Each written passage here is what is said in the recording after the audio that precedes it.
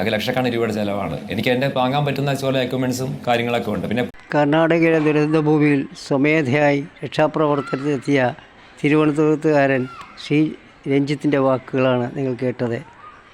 ഏറെക്കുറെ കേരള മനസ്സ്, പൊതുമനസ്സ് ഇങ്ങനെ തന്നെയായിരുന്നു. ഒരിക്കലും മനുഷ്യത്വരഹിതമായ ഒരു പ്രവൃത്തിക്കും മലയാളികൾ മുന്നോട്ട് വന്നിട്ടില്ല. അത് ലോകത്ത് ജനതയ്ക്കും അറിയുമായിരുന്നു. അതുതന്നെയായിരുന്നു നമ്മുടെ അഭിമാനവും. പക്ഷേ കഴിഞ്ഞ 4-5 വർഷമായി രാഷ്ട്രീയ ലക്ഷ്യത്തിന് വേണ്ടി, വ്യക്തമായി പറഞ്ഞാൽ ശബരിമല സ്ത്രീ പ്രവേശന പ്രശ്നം തൊട്ട് കേരളത്തിൻ്റെ വികസന പദ്ധതി കേരളയിൽ അട്ടിമറിക്കുന്നവരെ എത്തിയിരിക്കുന്നു. ലോകത്തുള്ള കേരളത്തിലെ പ്രവാസികൾക്ക് നാണം കേടുണ്ടാക്കുന്ന രീതിയിലാണ് ഇവിടുത്തെ പല രാഷ്ട്രീയക്കാരും പ്രവർത്തിച്ചുകൊണ്ടിരിക്കുന്നത്. ഇത് ഈ ഒരു വിഷവായു അന്തരീക്ഷത്തിലേക്ക് തുറന്നു വിടുന്ന പോലെയാണ് അവരെ സപ്പോർട്ട് ചെയ്തുകൊണ്ട് ഇവിടുത്തെ മാധ്യമങ്ങളുണ്ടായിരുന്നത്. അതിൽ നിന്ന് മാറി ചിന്തിക്കണമെന്നാണ് ഈ സംഭവം നമ്മളെ